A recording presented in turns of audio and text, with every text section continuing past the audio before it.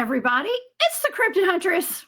I'm Jessica Jones. Welcome into On the Hunt tonight, where we are going on the hunt with my buddy, Ryley Watson of the Midwest Mythos Podcast, you guys. Y'all remember Ryley?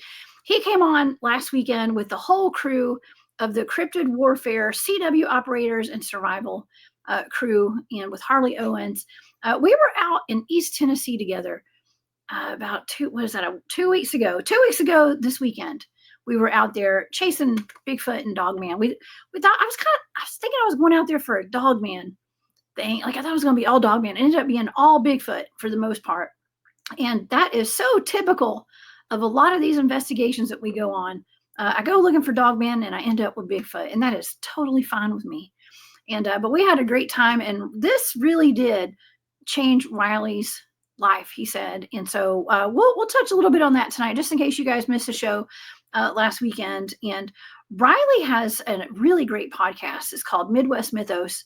And we are going to dive into some of the things that he's covered, not only on his podcast, but in real life. He lives up near Indiana, Michigan area. We're going to get into Michigan Dogman tonight. We're going to get into some melon heads and things like that. I mean, he's got a lot of information and has done a lot of research up there. And I can't wait to get this show started. So if you guys would like to follow along with all of my shows and everything, please go over to my website. That's thecryptidhuntress.com. You can find everything over there, and including all my social media and all the events I'm going to be at. And shout out to every single person who came out to the Myrtle Beast Bigfoot Festival today. I appreciate each and every one of you guys. And from the bottom of my heart, we all thank you for being a part of that amazing event today. And I can't wait until the next one. The next event that I have coming up actually is going to be the Full Disclosure Now conference. I believe that's the next one. Actually, the World UFO Conference is coming up before that, I believe, and that's going to be in Mount Airy, Georgia. I think that's in June. Okay, June the 19th, if I'm not mistaken. I will be at that. Okay, I think I'm going to be another keynote speaker, actually. So y'all come see me then. I'll have more information on my website here pretty soon. I've just been so busy, y'all. I've been so busy. But the next one that I will be at the Full Disclosure Now conference in St. Petersburg, Florida. Y'all please come see me at that too. And I do have a discount code. Hopefully my mods will put the discount code. I know Andrew's really good about that. Thank you, Andrew. I've got the best mods on the internet, the best chat on the internet. And I am so blessed that all of you guys are here with us tonight. Okay, well, let's get into our show, y'all. And let's get Ryley up. Okay, Ryley is, like I said, he is the creator of the Midwest Mythos Podcast, based out of Indiana, Michigan area. And we have definitely spent some time in the woods chasing Bigfoots together. It might have been his first time in the woods chasing Bigfoot. I don't know. But you guys, please help me welcome to the show, Mr. Ryley Watson. Hey, Ryley. Hey, how you doing? Hey, I'm excellent. I'm a little busy and tired, to be honest with you, but I'm doing excellent. I'm almost rested up from that trip that we went on up in East Tennessee. How about you? Same here. Just keeping it going, getting the stuff that needs to get done. We got some big things coming up on my end. Just kind of working on them. We got 1 year of the show coming up next week, actually. So it's just got some exciting stuff planned for that, and then just coming back down to earth after our trip. Oh, man. Okay, first of all, congratulations on your 1 year anniversary. Second of all, I was wondering if you had gotten, processed everything, because what you experienced out there, I'm used to all that. I'm used to it. I'm used to all the weird stuff and falling on my butt and getting mud all over me and getting chased by Bigfoot and me chasing them. This was all kind of new to you, right? Yeah, well, the environment was for sure. I mean, we got dense woods and stuff up in Michigan and northern Indiana, but nothing compares to the mountains. It's a whole different world. So I was way out of my element, and it let me know that. Oh yeah. Well, it was. I can't imagine, in the middle of the night, running out of there, having to run, if something had come after us. I was out there that Friday night, and it just the hills and the dense vegetation out there and everything, it was pretty intense. That was very intense out there. And the rain made it super slippery. Oh yeah. So that didn't help much. Yeah. But how, so that kind of changed your perspective a little bit, right? On cryptid field research and maybe life in general. Yeah, it really did. So the biggest thing that I took away from it is just because you're big and bad and you know your area where you're from very well does not mean that you'll be able to take all the skills you've acquired in your environment and they'll automatically transfer to a new place. Because like it's real flat around here where I'm It's at. flat. You can see 20 miles ahead of you if you're at the right cornfield. But once you get to the mountains, I mean, it just changes everything. A lot of the stuff that I prepared for, I wasn't actually able to do because there was just no area that I'm familiar with. So I packed like I was going to be in some giant flat area, maybe like a meadow or something. That was not the case whatsoever. No, my team actually has a spot that we investigate called the Meadow, and it's pretty flat. There's mountains and stuff around it out there. As you were saying that, I was thinking cornfields. I've actually been to Nebraska once, and I'll never forget how flat it was there. You're right; it was so flat out there. I had never seen anything like it in my life. I was not used to that. And if I recall, I believe it's the Beast of Bray Road. The Dogman out. Is that Wisconsin? I think. I don't know. It seems like they were seen in cornfields, right? Yep. Yeah. Bray Road. Everybody thinks just from the stories, it's a very very wooded area. It is not. It is small patches of woods, and then everything else is cornfields and like apple orchards and stuff like that.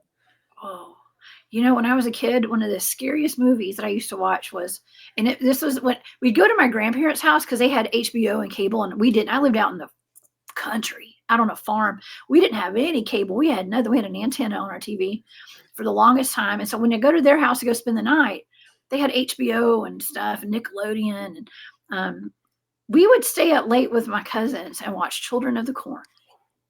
Oh yeah, I'm up there in age compared to some of you guys, okay? But that was like my thing when I was a kid. Children of the Corn, I'll never forget. And I've never been a huge fan of cornfields after that movie. Yeah, I just can't be. yeah. That one kind of ruined it for me because as a kid, I was terrified of everything. Like when I mean everything. Sometimes Scooby Doo was a little too much for me, and for some reason I thought it would be a good idea to prove to myself I was tough and watch Children of the Corn with my family, and that was a big mistake. I would not go out in cornfields until I was like 15 because of that movie. Oh man, well you had cornfields all around you. Luckily for me, I had cornfield, but it was in the pasture or in the garden. Sorry, the garden. We had some corn. We didn't have cornfields. We had some corn, and I never had to worry about people walking out of there. Okay, I don't know. I never really thought about that. But Dogman, I mean, that's got to be a great place for cryptids to hide. I would think. It sort of made me think of the guys from Cryptids of the Corn. Mm-hmm. Mr. E. Okay, like I love those guys. I think they're great and great information. But cryptids are in the corn. They are. Cryptids are, right?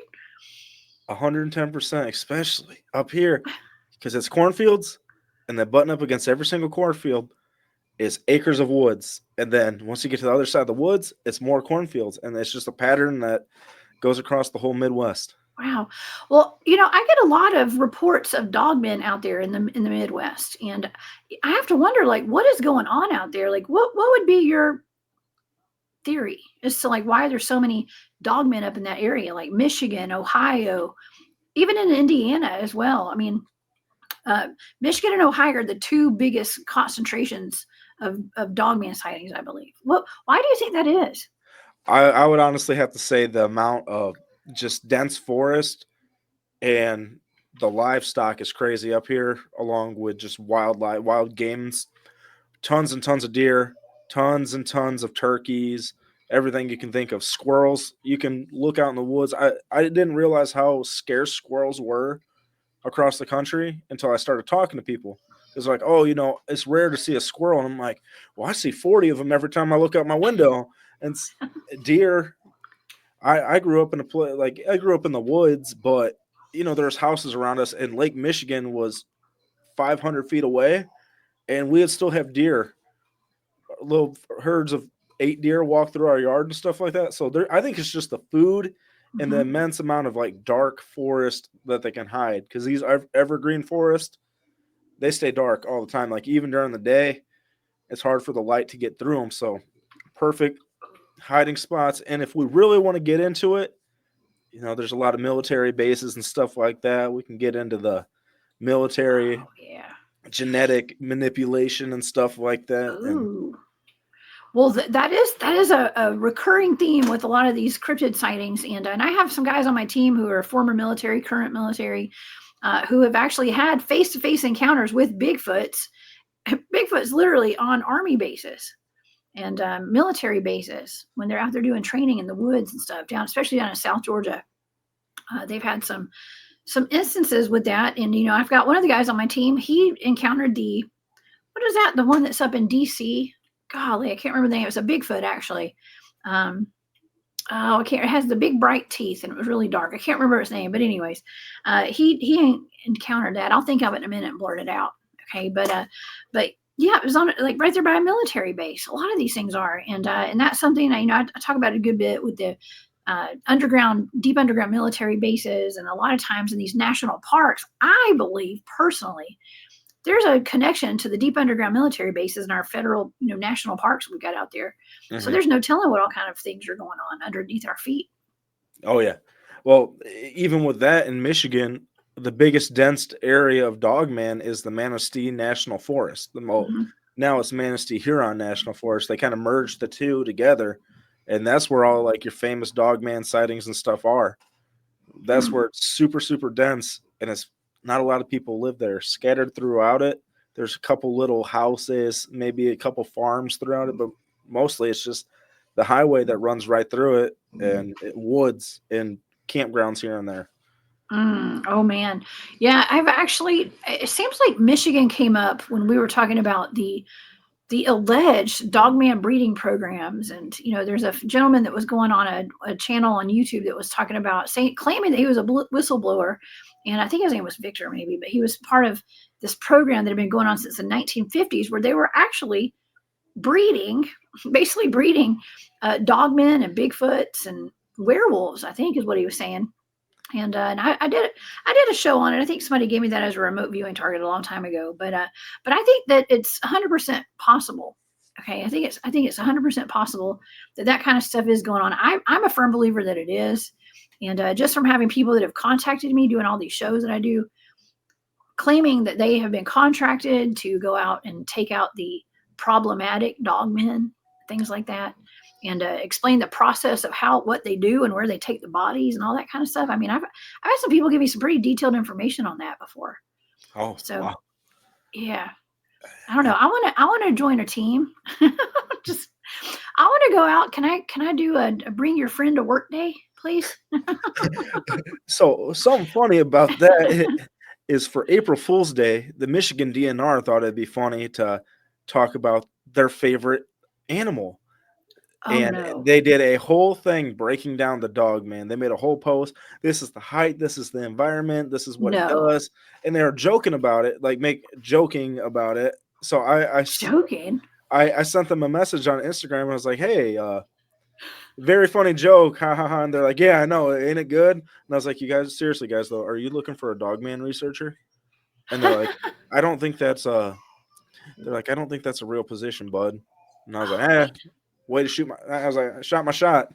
Well, hey, you kind of called him out on it though. That's really interesting because they say that there's that karmic retribution, right? Where it's they have to kind of tell you, and when I say those people, they have to they put it out there like jokes, and that's kind of the way it's always been. It's like the people in charge, the people who are in the know, okay, secret societies, agencies, whatever it is, they kind of have to put things out there to say it so that we know, and down the line they can be like, well, we told y'all just didn't believe us. Exactly. Oh, it's not our fault we put it on April Fool's Day. Oh wow. Well, I think that it's cool that you're telling me that. I've never heard that before, so I think that for us to keep an eye out for things like that. to look at it, because there was even a legislator out in Oklahoma that was trying to pass a bill that would, I don't know if I think it was kind of tongue in cheek, but it was like for Bigfoot hunting day or something like that. It was like, come on, that's really terrible. Don't tag them and bag them and whatever. I mean, that's what could go wrong when you have hunters going out there to go shoot at bipedal humanoids. You know what I mean? Like, what could possibly go wrong? Yeah. Yeah, from personal experience. Yeah, no.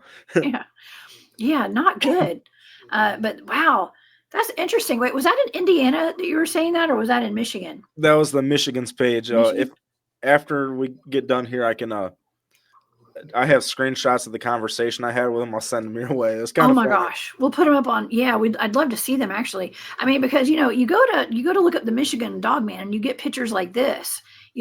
Historical accounts like from the 1800s of Dogman sightings in Michigan. Okay, like super old accounts. I mean, there's a lot of different accounts. I think you and I were talking. It seems like we were talking with, maybe Drewski was still hanging out with. We're talking about I was talking about the Ohio grave digging Dogman, I think, because I was actually getting that confused with the Michigan Dogman, I think, and I forgot that was actually in Ohio. With Colleen Norris was the one that reported on that, came on the show. But that's there's just she said that it was wild how many Dogman investigations she's done, and she was a Bigfoot field researcher. But there's just a whole lot of them up there around where she lives. I mean, truckers seeing them on the side of the road. A lot of people see them on the side of the highway. My wife about 2-3 months ago now, she actually saw one. Oh, she did. Yeah. She's gonna hear me and get mad that she ain't telling it. But well, she can come on. Tell her to come on. Hey, Erica, come down here. She want to surprise. Surprise! You're on the Cryptid Hunters channel. You get to tell your story real quick. Talking about dog. Oh, that'd be fantastic. You guys never know where we're going to go on this show. What you saw on the side of the road. If you want to. I actually would love to hear. I love hearing firsthand accounts of Dogman. Okay. Or any kind of cryptid, actually. Here we go. Jessica, we'll do it. The mic's open if you would like to tell it. It's a real short one. Or do you want me to just tell it? I mean, I can say it. I can tell it. I'm just not really like camera ready. All right. It's okay. Talk close to the mic. Hey. Hello. Hey, welcome to the Cryptid Hunter Show. Hi. What's your name again? Hey, I'm Jessica. I'm the Cryptid Huntress. I'm nice. Jessica. It's nice to meet you. Well, Ryley was saying that you had may have seen a Dogman. I would love to hear about that. I'd love to hear about it. I was driving home. I don't know what time it was. It was like late. It was like 10 or 11. Yeah. I was driving home from Michigan. It was around, where was it? Between New Buffalo and Union Pier, I think. And I thought it was a deer standing in the road. Like, there's a million things that go through my head in like a split second, right? But I thought it was a deer, and I'm driving, and as I get closer, I'm like, oh wait, that's not a deer. And I looked at it, and it literally looked like this giant like werewolf looking thing, like kind of hunched over, just sitting in the road, and it was like staring at me, and it felt like it was like staring through me, if that makes sense. It does. And then I also and then it just like vanished, but I could see through it, like it wasn't, which kind of freaked me out. It wasn't like, I don't know how to, it wasn't like quite transparent. It was almost like a shadow with eyes, basically. I feel like is what it was. And then yeah, as I got closer, I thought I was going to hit it. So my heart like fell to my butt, basically. Oh my gosh. I freaked out because I had my daughter in the back seat too. But yeah, I mean, that's pretty much it. And I was on the phone with Ryley when it happened. And I was like, what the freak was that? Oh my He's like, what? What are you talking about? And then I told him. He was like, that kind of sounds like it was a Dogman. And I was like, okay, cool. Oh my gosh. I actually have two things to compare what you saw to accounts that I've taken. Mhm. And one of them is actually Mark Maycheck, Cryptidville, who's usually in the chat. He's one of my moderators too. He comes on the show with me sometimes, and he was at the Land Between the Lakes in Kentucky, and he ran into what he thought was a deer, and he said that it looked like a deer and everything, and then he realized that it wasn't a deer, Yeah. and it looked like it actually had paint smeared down its face, Oh, and wow. it looked very much how you just described that. But he said it was almost like it was trying to make itself look like a deer. Yeah. But it was like a coyote looking face, but it was like bipedal on two legs and stuff. So there's that. And then we've also got another account down in Florida of the Fort Pierce Dogman. And that is actually on camera. And it is on down. The guy named Blue was doing a Facebook Live Mhm. video, and he had seen something in his backyard, like a werewolf or something. And he opened up his back door during this Facebook Live, and this thing ran past his back underneath a street light, and it looked transparent almost, like shadowy, kind of like how you described that. That's interesting. That's really cool. Yeah. You'll have to look that up. You have to get Ryley to look that up for you. Yeah. Fort Pierce Dogman. And yeah, and I can send a link to the show that Mark and I did about the deer, the dogman that looked like a deer in the woods. Yeah. Thank you for sharing that. That is so cool. Of course. Thank you. Keep your doors locked in your car. Okay. Love you. That was awesome. That was so sweet. Oh my gosh. Thank you for having her share that with us. I really appreciate that. Yeah, no problem. And it's so cool that there's how she described that has actually been described before in other encounters. Yeah, so she is just getting into this world. Oh yeah. But when we got married, she did not know anything whatsoever about this kind of stuff. So she knows Bigfoot and she knows Mothman, and she had heard me talk about the Dogman, but that to me, like that made, I mean, she's my wife, I'm gonna believe her, but the fact that she just like it looked like a werewolf, but I don't know, you always call it something, but I don't know what it is. And I was like, oh, Dogman. She's like, yes, that's what it is. It looks like that thing that's on your shirt. So I got a Cryptids of the Corn shirt that has like two Dogmen in the middle of a street, and she's like, I showed her the shirt when she got home, and she's like, that's exactly what I saw. Whoa, that's wild. A lot of times they are crouched down eating like roadkill and stuff. Like I just keep thinking about I think it's the Beast of Bray Road again. It's like that's the one where people were seeing it crouched down on the side of the road eating carcasses and stuff. Yeah. Oh yeah. I need to make my way up that way. It's Yeah. so how far are you from there? Probably 4.5 hours, 5 maybe. Mhm. If that. Oh wow. Yeah, I mean, I have to wonder, like, how dense is the population of dogmen up there? Like, how dense is it? And she was describing it as looking like a deer, so it must have been like a lighter color, right? Like not like the pitch black, dark colored dogmen that we hear about a lot too. Yeah. Kind of like how Mark described it. I've heard that a lot about, like they look like kind of like coyotes more than a German Shepherd, or I guess they're all different. They're all different. This is that little drawing though of the Michigan Dogman. That one has a tail, and I'd be interested to know if that one she saw had a tail. She didn't mention it. I forgot to ask. Yeah, you had to ask her sometime. This little bushy tail. Oh man. Well, you had actually mentioned when you and I were talking earlier, you mentioned something about the Michigan Triangle. Oh right? Yes.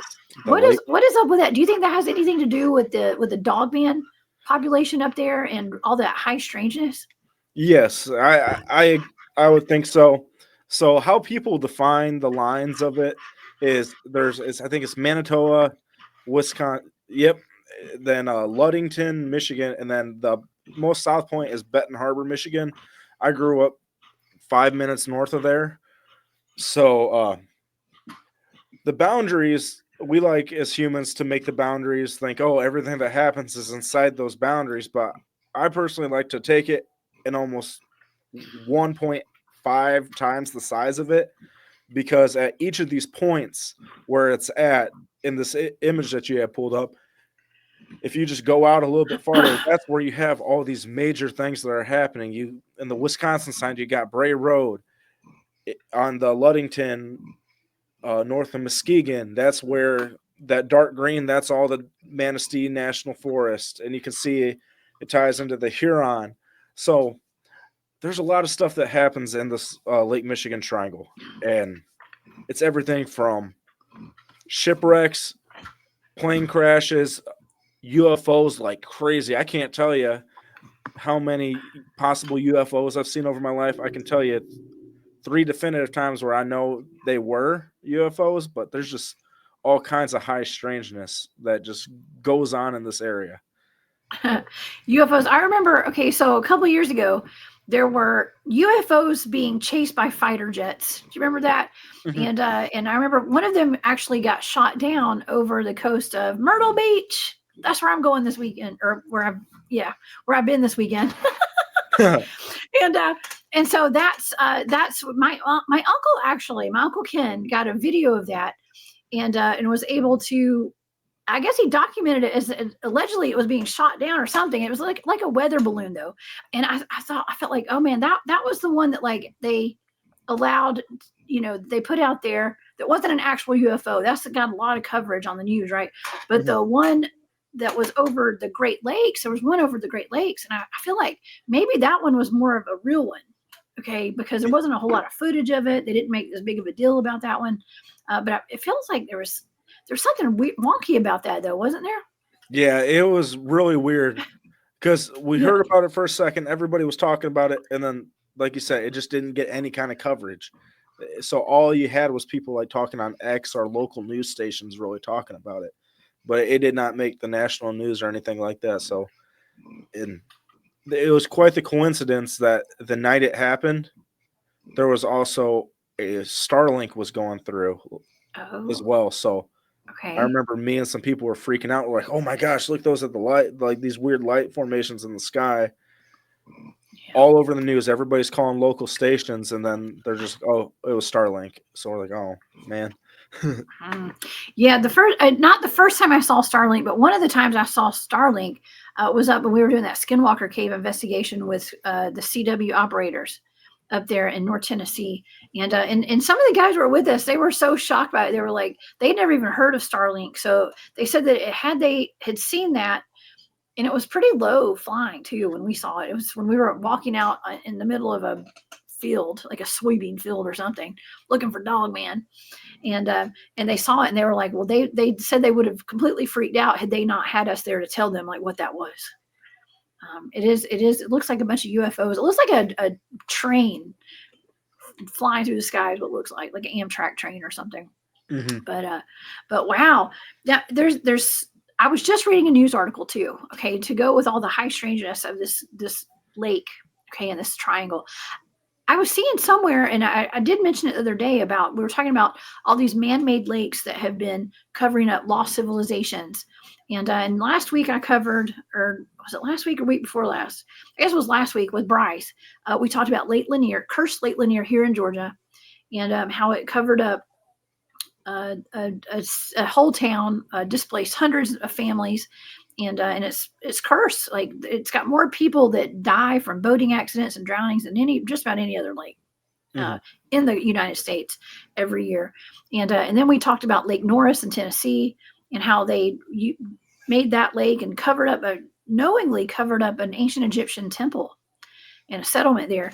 And then earlier this week I did a show on let's see, what was it? The Lake Norman monster. Okay. And that's out of North Carolina.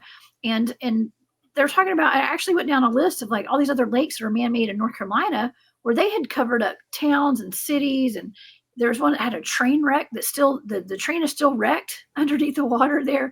And it not only is all this dangerous, people are boating and swimming over these towns and these lost cities and civilizations down there. I mean, we really don't know what's down there. Yeah. We know that there are little towns and graveyards and churches and everything down there.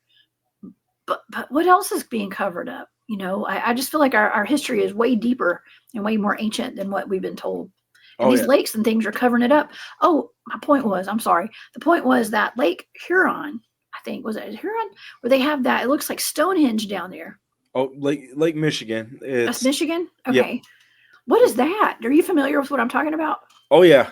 It is very similar to Stonehenge, and that just off that I could go into so much about. But it's weird. circles, big stones stacked on top of each other. It does look like Stonehenge in a sense, but around it, there's all these petroglyphs of mastodons and mammoths and stuff like that. To bring up Cryptids of the Corn again, I was talking to Mr. E, and he's like, "Oh, it's a mammoth kill circle," but just going off some more stuff that I've looked into and just the area, all the way from I usually say north of Chicago all the way up the coast of Michigan is dark. Like, I don't know how this is going to take, but there's a lot of human trafficking. There's a lot of cults. There's so much. It's just dark. There's dark energy all around it. A lot of cartel runs and stuff like that. It's dark. So I've been talking with people about this topic, and I've kind of come to the realization that before Lake Michigan was carved out, and this is all just me theorizing, I think it's for entertainment purposes only, y'all. Yes. Right? I think it was a mass ritual site because there's a strong Native American presence. There's thousands upon thousands of people who die in Lake Michigan all the time, specifically in this triangle. Shipwrecks, airplanes just disappearing out of nowhere. So the Stonehenge is right in between Green Bay and Traverse City, more towards Traverse City. And in that general area is one of the craziest disappearances of all time that I think that personal craziest disappearance of all time. A man named Captain Donner in the early 1900s was driving a freighter through. He was coming from Buffalo all the way up through the Straits of Mackinac. The last couple hours of his voyage, he decided to go to his cabin and take a nap. So he tells his first and second mate, "Hey, I'm going to take a nap. Wake me up when we get close to our spot in Wisconsin." So they start getting close around, I would say probably around where the Stonehenge is, about an hour or two away. So they knock on his door, nobody's there. So they get the master key, open it up, nobody's there. There's no way for him to get out. There's a tiny little porthole. He's just done disappeared. Porthole? Like a portal? No, I'm just kidding. Yeah, porthole. That's where it comes from, right? Exactly. There's a lot of portals over the lake. Whoa. So he was just gone? He just vanished. Like they saw him go in their room and then he was just gone. Disappeared. Nowhere to be seen ever again. Whoa. I wonder if that has anything to do with like alien abductions and stuff. I mean, you said it was back in the early 1900s, right? Like, yep. Like, early 1900s. Like that's just 30s, 40s. 30s, 40s. That's weird. You know, we didn't start hearing about alien abductions till what, the 1950s, I guess? Yeah, shortly after Roswell and stuff like that. Yeah. Wow, that is really odd. It's really odd. I mean, unless he snuck out and, man overboard or something. But that's odd. The Great Lakes are very much like an ocean. I mean, I went to Chicago a long time ago with some friends, and I remember looking at the lake out there. I was like, God, this is like an ocean. Are you sure this isn't an ocean, y'all? Yeah, it's massive. But you can see, so where I grew up in the Benton Harbor area, that general vicinity, on a clear summer's night, you could look straight across the lake and see Chicago. Really? Yeah.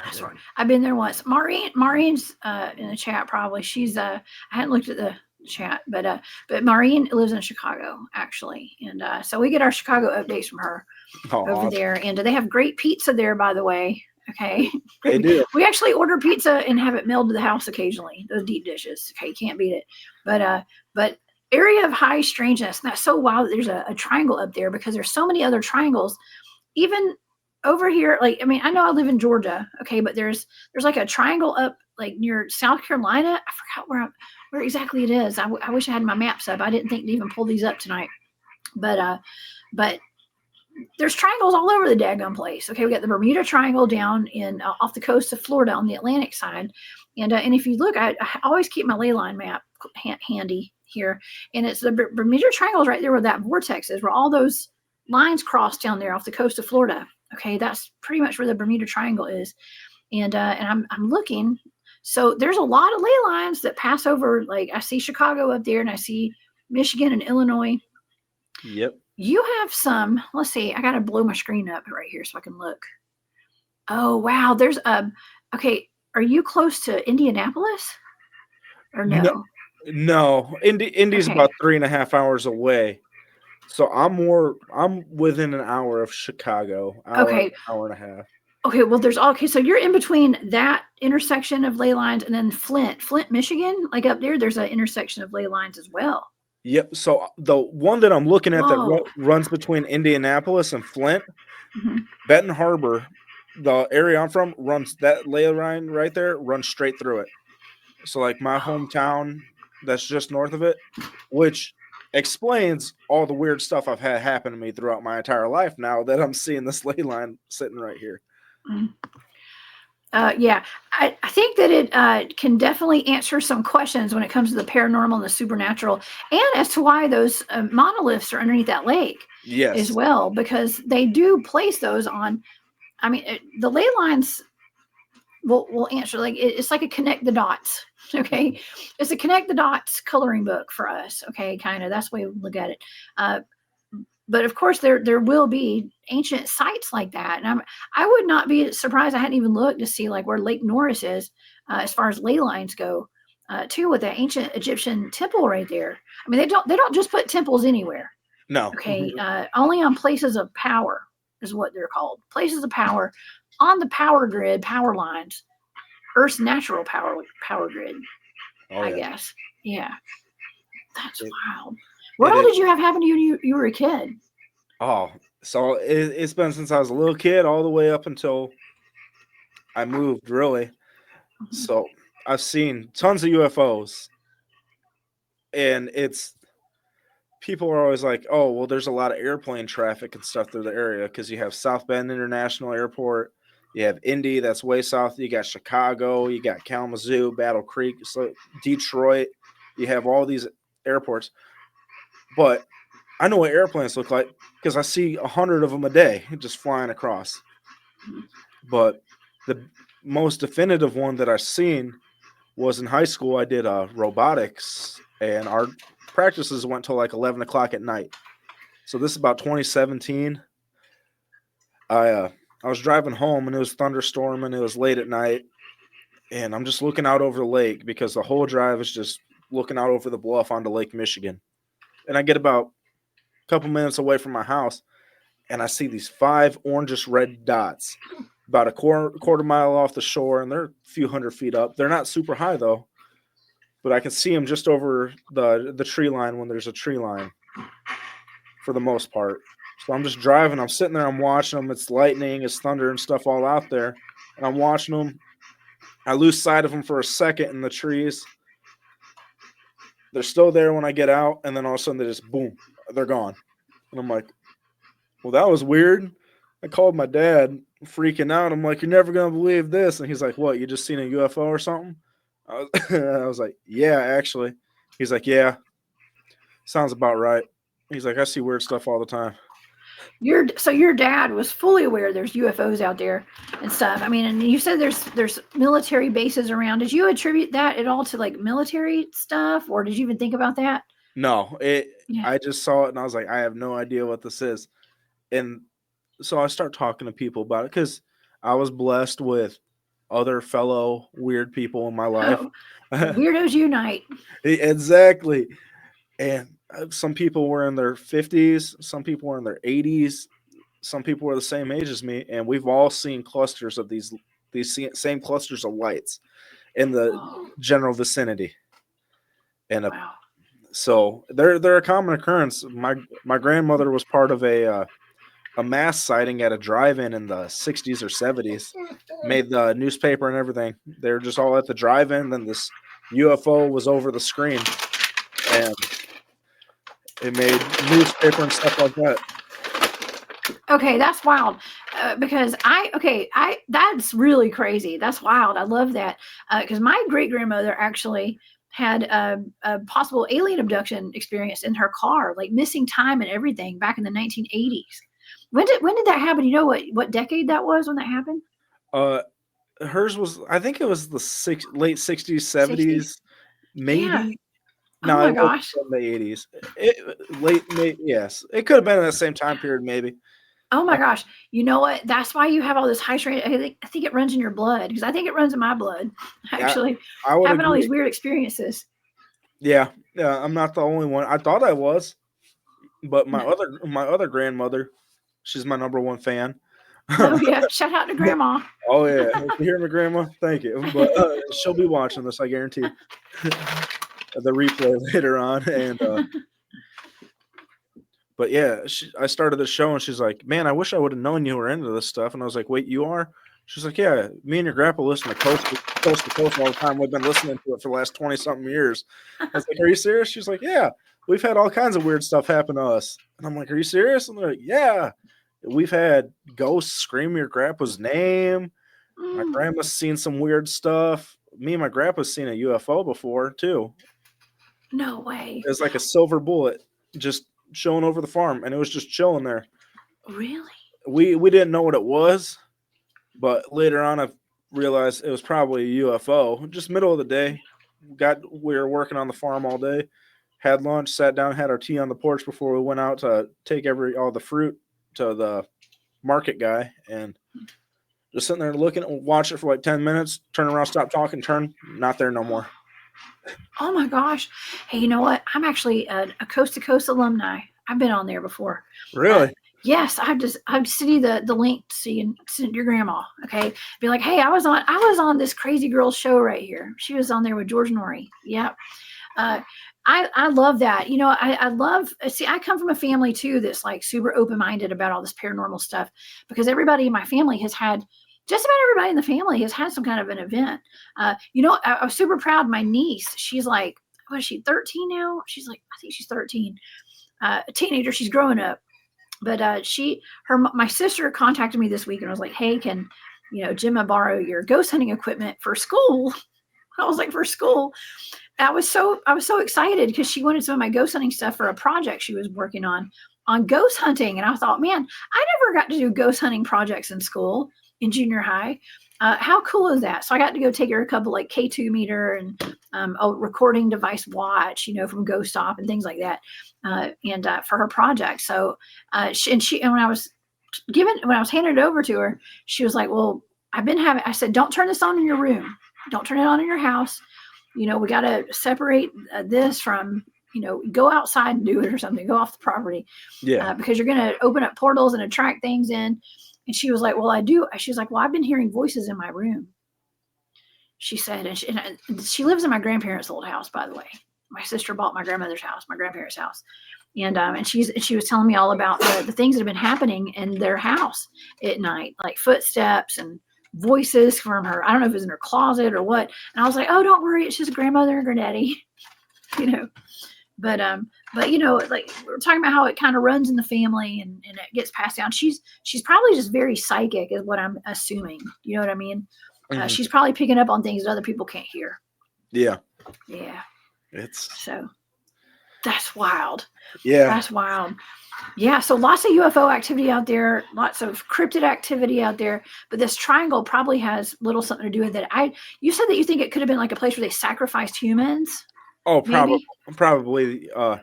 There's a lot kind of like the Aztecs did, like that kind of a thing, Yeah, probably. Who knows? Maybe the Aztecs made it this far north. Well, I'm sure there's pyramids all over the place, right? Yeah, it wouldn't surprise me if not the Native American tribes. Or the Egyptians. Yeah, or the Egyptians. Yeah, it could have. Well, there are ancient Egyptian settlements all over the place. And that has obviously been covered up. We have proof that it's been covered up in newspaper articles and historical accounts of the university. I think it was was it the University of Tennessee? Mm-hmm. I think was the one that was working on that with the Historical Society out there where Lake Norris is. They used their students to go out there and do an archaeological dig before they flooded the area out. Oh. Yeah. Students, imagine that. Imagine being told you're never allowed to talk about what you found either. I know, right? NDAs. Oh. Well, I don't think they really talked about it. And now, have you visited like Indian mounds up there, like burial mounds or earthen mounds, depending upon what you call them? So I have not yet. I plan on going to quite a few this summer because Serpent Mound's not too far away. I've heard there's some in Fort Wayne that I just found about. They found some giant bones too, I guess, out there. My buddy was telling me about it. That's only about 2.5 hours away from me. And then apparently there's some somewhere in Wisconsin that I'm going to go check out here eventually. Don't know where those are at. Nobody's told. The people that I've been talking to have not told me. They're just like, there's some weird stuff. I'm not saying it's a mound, but it might be a mound kind of deal going on. So yeah, I think there's a lot of mounds that are. I have suspicions that one of the neighbors' houses is sitting on a mound. And I'm not gonna. I can't deny. I every time I walk by this house, and it's so weird. Let me tell you a little secret. So, the older lady who lived in that house, she passed away about 2 years ago maybe, and this house looks like it's on top of a mound. It literally looks like it's on top of a mound. It's the only house in the whole neighborhood that's like up on top of it. And it's like a hill, but it's flat at the top. It's like a perfect mound. Okay, and her, I think she must have practiced voodoo or something. Because somebody goes out there like once every few months, like I guess it's like every 6 months or so, or maybe it's a year, I don't know, and leaves like offerings on the sidewalk. Somebody new lives there now, and it's very unnerving because it's like a plate of voodoo stuff. yeah, and I say voodoo stuff. I'm not trying to be like, sound weird because like I don't know how all that works, but it's like a plate. It's like an offering of like food and candles and all stuff. And somebody always goes through and kicks it. You can see where somebody kicks it. They're like, but it's out there. But it's right there where that mound is, and it's odd. It's starting to make me think. Well, if a person has that kind of spiritual knowledge and occult knowledge, maybe that's why she bought that house and lived there. Maybe she's the one that built that house and put it there. Yeah, it's an old historical home. So maybe she had some prior knowledge of that. Maybe that's where she did all her hocus pocus stuff. And if she has jubilee, exactly, or if she has like, I've ran into people that have familiars and stuff. Maybe they told her to buy it right there. Right. Because the people that I know that have them tell them to do stuff all the time. Really? Yeah. Familiars like a cat. Either that or for just familiar spirits, just something. Oh, yeah. I don't get I don't ask too much about it. I just start praying and kind of keep my distance a little bit because that's bit me in the butt before. So yeah, be careful. Yeah, spiritual protection. Okay, for sure. And it's not comfortable driving past that house in the morning and in the afternoon, like taking my kid to school and seeing like a plate of some kind of offering right there. And I'm sure it's meant for good. But in my mind, I'm like, I don't get a good feeling about it. And I sure as heck wouldn't be excited about it if I was that person who lives in that house now, out there. But who knows? I don't know. I just don't know how it all works, I guess. And but I do know that I think it could be on top of a mound. Okay, I really do. And it just makes me think of like that movie Poltergeist. What happens when we start building on top of sacred sites like that? And that's why when you're talking about all these like mounds and stuff up there, a lot of times dogmen are spotted at these mounds. And that could be another reason there's so many dogmen up there in the Michigan area and around Illinois and in Wisconsin and Ohio. Yeah. It could be from the mounds. It almost makes me wonder if the last place I lived before I lived here had like a mound or at least some kind of burial site, because we had, me and my buddy and his wife had so much weird stuff happen. And my buddies even saw this one witch creature demon lady out in the woods behind the house. Like, talk to him, and he's asleep out in the woods. And this thing, he wakes up, he hears this voice that says, "Hey, we're so glad you're out here." And he wakes up and he sees this lady's face like right up in his. Oh, hell to the no. No. Was it a real woman? Like a solid person? Yeah. Yeah. He said it was, but then it oh my God. She just disappeared. Oh my God. He blinked his eyes and she was gone. She flew off on her broom. Oh, I mean, we That's had wild. All kinds of weird stuff happen at that property. I mean, I got attacked by a succubus. I had stuff walking in my room, touching me at night and stuff like that. Footsteps. We saw a creature out in the woods. We don't know what we saw, but It's just all kinds of weird stuff. Screams out there. Just the whole area is just, whole property is just wild. Have you ever talked publicly about being attacked by a succubus before? Yes, I didn't know it was. I didn't put 2 and 2 together about it being a succubus until me and Drewski. I went on his show, and he was like, "Ryley, you know what that was, right?" And I'd never called it that. I was just like, I had this insanely real dream, and there was some physical consequences because of it, family friendly, and he was like, "You know what that was?" And they just clicked, and I was like, "Yeah, I know exactly what it was." But it was like an old hag kind of too. Mm-hmm. It was really, really, really weird. Oh, I'm sorry that happened to you. Something that I believe our team has actually encountered out in the woods of the North Georgia mountains is a witch, an old witch, a shapeshifter named Spearfinger, and I think that we've encountered her, and by encountering her, I don't mean like a solid form of like a person. Mm-hmm. I mean, maybe it was like an interdimensional type of a thing, or I don't know. Her presence is there. Let's just put it that way. It's like her presence is there. And there have been times where like I've heard like tapping on trees and stuff. And we go out there in the pitch dark, you know how we were rolling out in the woods last weekend. Yeah. Weekend before last. I usually don't use I don't even use a headlamp. I'll take one. I use like a red light on it usually. But our team typically tries not to use flashlights in the woods. And there was a point where we were out in the woods one night, and we just kind of went dark. We went quiet. Nobody was really talking. There was like maybe 3 or 4 of us out in this one area, and I just kept hearing this tick, tick, tick, tick, tick, tick, tick, tick, tick, and it sounded like, and in my mind's eye, I was seeing a spirit, and maybe I was just an overactive imagination that night, right? Because when you're out in the woods and there's Bigfoots out there, and Lord knows what. Your mind is a little can be overactive. Mm-hmm. And I was in my mind, I was seeing Spearfinger tapping that tree with her long pointy finger. Okay. And, but I'm not saying that was when my team encountered her. That was just, that thought had gone through my head out there. And that does happen. There's even, I don't know the validity to this, but there's this like TikTok, right? And this woman, she's been putting cameras outside of her house because of it was like an old hag in the woods, right? An old hag kind of, and something was scratching on her kid's window at night, and she put like the baby monitors facing out that way, and at the window, and it was an old hag, like a witch, kind of. And she's like, "Let me in, let me in." And there's actually video of this like woman, it looks like a feral woman coming out of the woods. That just trying to get in her house. Chills down to my spine. Yeah. Can you imagine? I mean, it's one thing with like it's trying to mess with you or whatever. I mean, that's horrible, right? Especially if it comes onto your property and your home. But when it's trying to scratch at your kid's window at night, I mean, we've got kids. I've got a kid.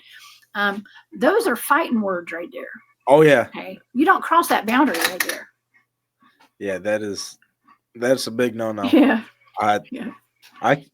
My house personally, especially messing with this, talking about all this kind of stuff all the time. I stay prayed up. That's my wife's one condition about me doing this. She's like, "Ryley, you got to be in a spiritual state of grace. Mm-hmm. You got to be spiritually protected, not only for yourself, but for me and your child." And we know we're protected. Yeah. Oh, absolutely. Yeah. There's nothing worse than something invading your privacy when it comes to that, and because that's a violation right there. And I mean, I've woken up in my house at night and had ETs in my bedroom before, and that was after I started doing the Bigfoot field research. So it's kind of like a product of being out in the field doing Bigfoot investigations, because when we're out there, we don't know what we're encountering out there and like what's attaching to us and things like that. So we have to really be careful to put that protection up. Even up there that weekend, we were up in Tennessee recently. We were camped out by a cemetery, Ryley. Yeah. How did you feel about that?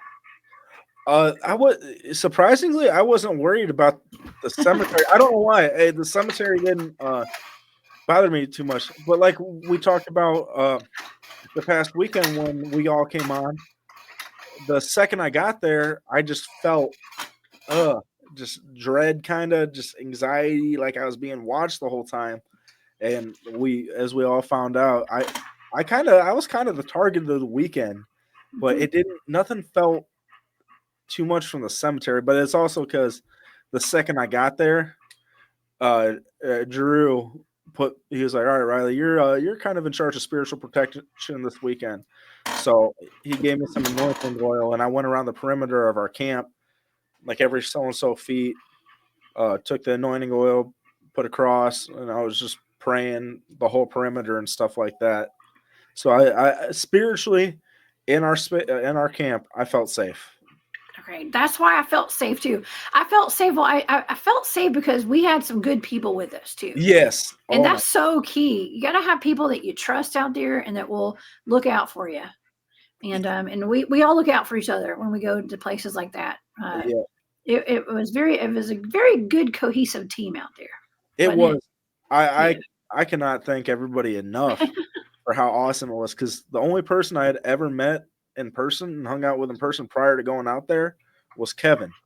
Me and Kevin met in Ohio for Small Town Monster Fest. We hung out that weekend, but everybody else was the first time meeting him in person.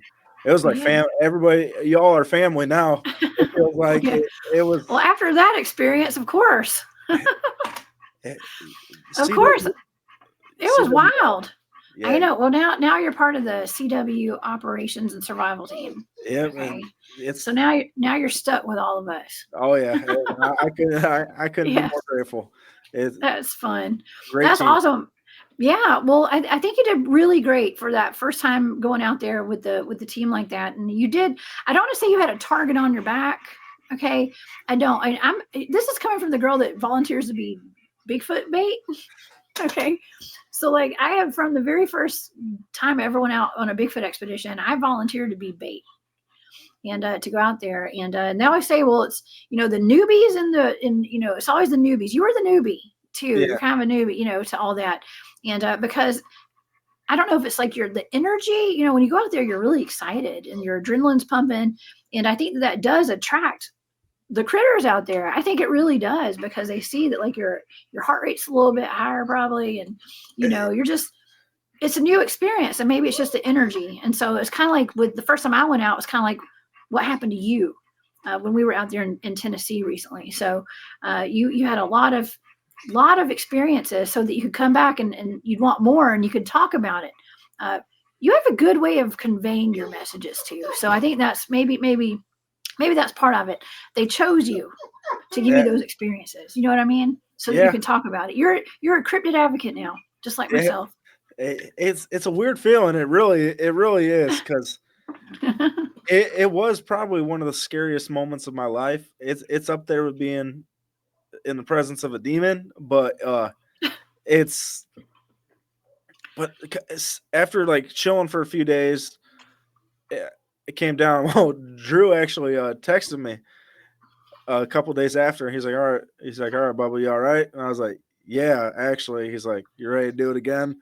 And I was like, yeah. He's like, all right, you're an official member of the team now. And I was like, awesome. Oh yeah.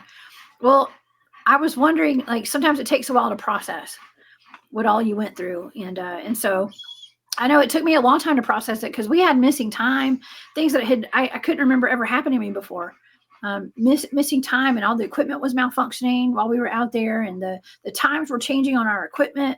Mm-hmm. And when we were out there, and these red lights were in the wood line, and they thought it was me and my buddy who were hiding in the woods, but it was 10 feet from where we were sitting, and things like that were going on, and UFOs and orbs and lights and Bigfoot peeking its head around a tree right in front of me. I mean, it was just wild. Yeah. I didn't know what to think. And it took a while, especially when we had that missing time. And some of the guys, they didn't tell me at the time. They were like, well, maybe they got abducted. And they started making jokes eventually about, I bet Jessica's got ET babies now and stuff. And I was like, what? I came out here to do a Bigfoot field investigation, and you're telling me I got abducted by aliens. Like, mm-hmm. What is going on? But so you gotta kind of keep an open mind, I guess, about a lot of that. Go with the flow. Go with the flow. But you've already armored up, and to have the spiritual protection, and they say that you can, if something were to happen, and you did have a face-to-face encounter with let's just say a gray alien out anywhere, if you start praying, they say that a lot of times, like, they'll just go away. In my case, I remember just looking at it, trying to figure out what I was looking at, and then I fell back to sleep. Okay, but they say that prayer actually will send them off.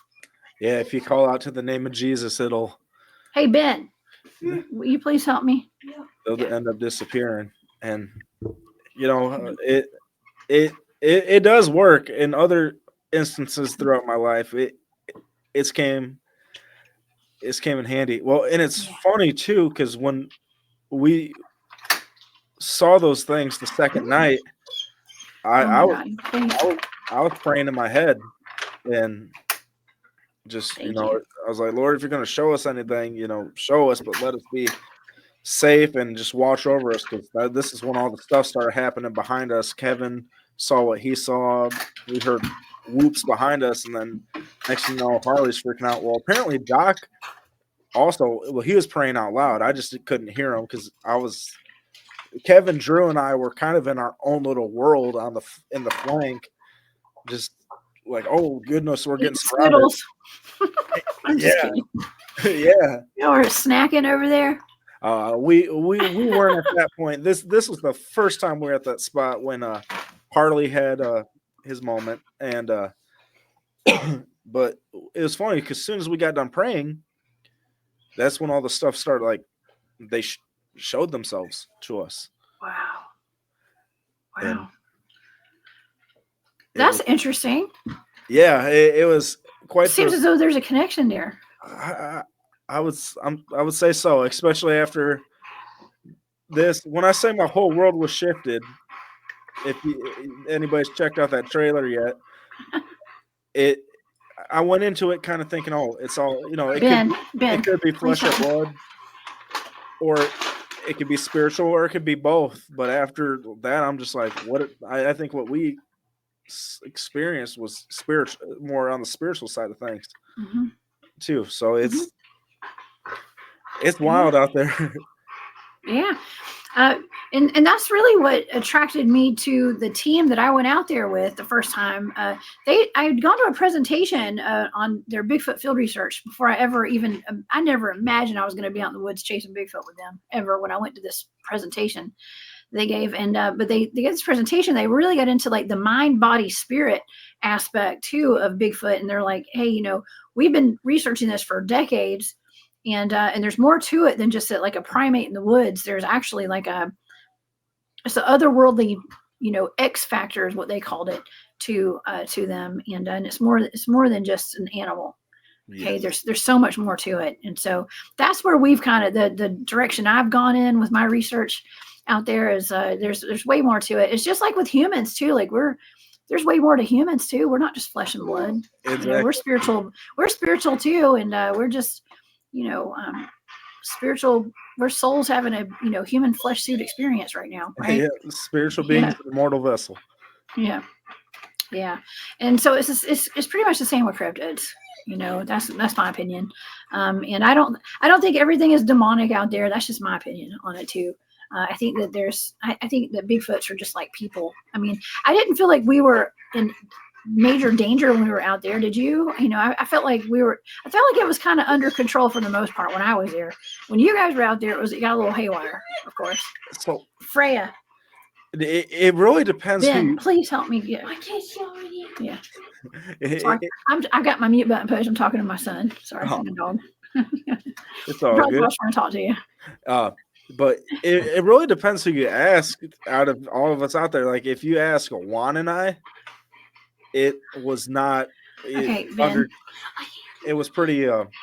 Just get her away. We felt pretty dark. It did not feel good, but everybody else was like, "Oh, there was a couple times where our anxiety and stuff got bumped up a little bit, but not too much." But Juan and I, obviously, were the two big dudes out there, and the two newbies. But we felt attacked. Pretty sure now we were getting blasted with infrasound directly. They were probably in our heads messing with us too. Stop. But yeah, they'll do that. Yeah, they'll do that. I mean, that was a big dose of activity that you guys had that Saturday night. That was after I left. I wasn't there that night. That was a big dose. But I feel like if they didn't want you to know they were there, you wouldn't have experienced that. Yeah, no, it's almost like it was a good thing. I know it sounds terrible saying that because like you guys were affected by it, but it's like there's no doubt in your mind now these things are real, right?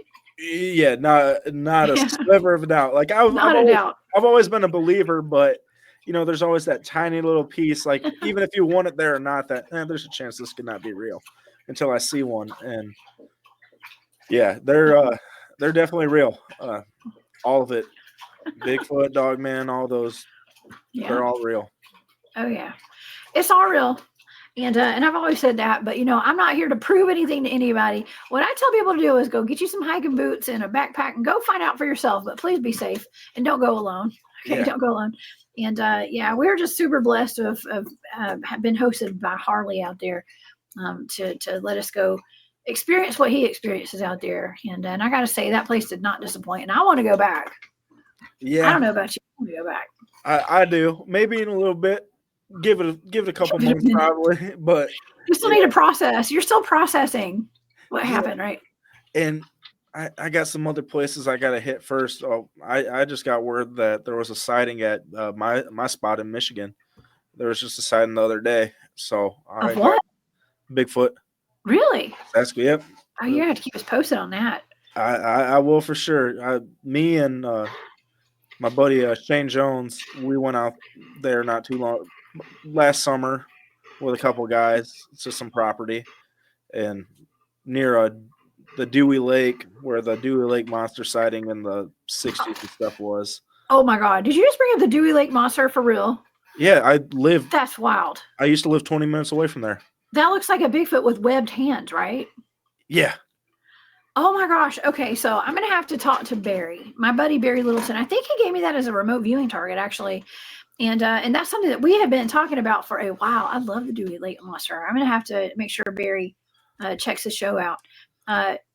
It looks like a Bigfoot, but it has webbed feet. It's almost like, what do we call it? Like the aquatic ape theory or something. You know what I mean? It's like an aquatic. I'm not comparing it to the Kustica, like out of the Pacific Northwest, the otter man, but it's something different. I think that I remember like that remote viewing data I got was like something extraterrestrial. Okay, it was literally something extraterrestrial. It would not surprise me, really? given the area. Every UFO or all the experiences I've ever had with that stuff is only 10, 15 minutes away. Oh my gosh, we're connecting the dots here. Exactly. This is the whole point in all this research, okay, is like meeting other researchers and people who are locals and know the legends and have had experiences with the other stuff. I mean, and I know the remote viewing stuff is just a tool in my tool belt, something I've been taught, trained in it for years. And it's cool to like just get that data to go along with some of this other stuff. It's like that just sounded so weird. I remember when I got that target, it was a blind target, and I was like, there's something extraterrestrial that came in on a meteorite. I was like, what is this? And he was like, it's the Dewey Lake monster. I was like, oh, this data's wrong, but it may not be. May not be. If you ever want to check it out, I can get lodging for everybody. Oh my God, maybe we need to make we might need to make a trip up to there. And go check out this Dewey Lake monster. That's a good one, actually. Well, my spot is right next to Dewey Lake. Okay. It's in the vicinity within half an hour any given go direction, but it's really close. All right, it's on the list now. It's on the list of places to go. Maybe I'm getting a list together. Okay, I will totally take you up on that. And maybe we can get some of the guys come up there for that. That would be fun. Yeah, it's not a regular Bigfoot. It's something different. Yeah, definitely the Dewey Lake monster is different, but there is straight regular Sasquatch up there as well. The area is really weird. Like, if you live there, it's like, oh, there's no way this stuff is, but then it's all these private properties where all this stuff is. Ooh, maybe is it like I don't want to say like rich people? Is it like land with like like estates on it and stuff, or because I was gonna say because they could be doing rituals out there and stuff. That's more along the lines of the melon heads and stuff like that. Oh, the melon heads. I was actually going to ask you about that. I did a show on melon heads a while back, and it's kind of that is a really strange topic. And I think I mentioned the other day I pulled up the Hills Have Eyes or something. Like those. We were talking about feral people, and you live near where the melon heads allegedly were, and it was like, children, can you tell us the story behind that, coming from a local that knows way more about it than I do? I would love to hear about it. Yeah, so the melon heads are these little feral people with hydrocephalitis, or I forgot how you say it. Yes. The not political correct term is waterhead. And so in Holland, Saugatuck area of Michigan, supposedly, I forgot, I don't have the name of the mansion pulled up, but there was a doctor / scientist who supposedly did all these testing on these children and actually like caused some of them to have this mutation happen to them. Well, the legend goes that they escaped their bondage and killed the doctor and ran out into the woods and became feral, and they started breeding and stuff like that. And there's this whole population out there. It's a little wild. It was growing up around the area. It was always either used as an insult or a story of, hey, don't go out in the woods at night kind of deal, or else the melon heads will get you kind of deal. So that's horrible. Imagine, so you were a kid, you were like, oh, the melon heads might get me. Yeah. That's scary. Even though I was 30 minthe's south of them, I was still scared of the melon heads. And oh my gosh. I don't know how I feel about it. No. There's some people connected to some witchcraft rituals, the satanic church. There's a lot of ties with that kind of deal, but there's also I think personally, just from the area, I think there could have been something, and I'm not saying there's nothing out there, because there could be like imps or something, or fae that are imitating the legend, like people talk about, like possibly with Sasquatch. Oh, Sasquatch is on our mind, so we're going to take the image of Sasquatch and try to scare people off. But I can get you some firsthand, like growing up, local legends on it that could use it to be false. So apparently, there's multi-billion-dollar mansions hidden out in the woods that are like straight helicopter access only, but there's tunnels and stuff that lead to them. I know people that have worked on these houses, so I know they're out there. Chong from Cheech and Chong has a house in that general area, 15-20 minutes, give or take. But the thought that just came into my head, I don't mean to interrupt you or anything, but I'm thinking, like, we're talking about like child size. I mean, are these like children that had stunted growth too, like small? Yes, that was part of the condition as well. Okay, so like stunted growth children, basically, that had like water, some kind of fluid, like injected into their skulls, right? If I'm not mistaken, they were orphans, I think, too, right? Like at this mansion. I mean, this is a real place, right? So this is a real place. Now, whether the whole story is true or not, it's a legend. Were there actual children? Like, was this an orphanage? At one point, supposedly it was. It's been a school as well. There's rumors that it was, when the scientist was there, that it was a medical facility as well. But there's just all kinds of different legends to it. Most of them are true. Others, it's kind of just like say so here or there. This person said this about this. Like every town's got that story. Oh, that house up there, kind of deal. Yeah. But sorry, go. Oh no, I was gonna say, like, I'm just getting this vibe of like trafficking. Do you know what I mean? And it could have, and I'm not trying to, this is for entertainment purposes only, of course, but it's like, well, if they got tunnels and they're child size thing, you know, say things, beings out there, and they're actual humans. Mhm. Could even be like turned into like the story's kind of like, well, they morphed into like feral people, kind of, right? Yes. Is that kind of how it goes? Okay. Yep. But it could have been like a cautionary tale to keep people out of the woods because they may have some kind of real trafficking thing going on out there with children or something. And I hate to say that, but that's kind of the vibe I'm getting. And the next part of that is with these mansions and the tunnels and stuff that lead up to them is they have security guards in there that actually blare the sounds of feral people and stuff whenever people get too close. Like weird sounds in the tunnel to scare people off. So what? Okay, Ben. So with what you're saying, that does make a lot of sense. Like I'm kind of sad now. Oh my gosh. Okay, that's really terrible. And so they're it's almost like, wasn't it Paul that said that he sits outside, like they have a creek that runs by his house, and they would sit outside, and he said he sat out in his underwear playing a banjo with his cousin or something to keep, I don't know, to keep people off his property. Yeah, I think it was. Should I have said that in the poll? I should have probably said that. Okay. Oh. Or he may have said it on the show Saturday night. Maybe. I don't remember. If I don't know, Paul. Shout out to Wee Wee. Yes. I was like, great day. But you know, that's it's kind of the same thing. It's like, you know, let's do something to scare people to keep them away. I mean, I don't know. If I lived out in the middle of nowhere, I might be a little more eccentric myself, you know, keeping people off my property too. So it could just be that. We may be reaching here, but I don't know. Are we? You never know. And I've heard people, I believe, I'm all about giving people credit. So I believe it may have been 21 CD podcast. He was talking, he did an episode on it, and he was talking about potentially, because there's during World War II in Michigan, especially Southwest Michigan, we had a lot of POW camps with Germans in them.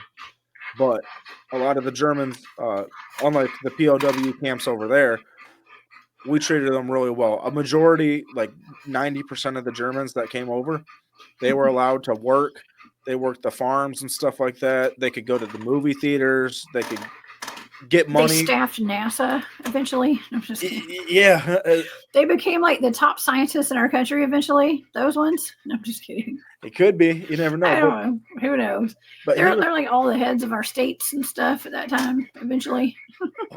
One of the theories, though, that the host of that show threw out was, well, we know the Nazis were into occultism, real big into it. So maybe they were doing some like occult ritual or something like that, and some imps or something like that came out, or who knows, or some like homunculus kind of deal with these things, and those are what are running out there as well.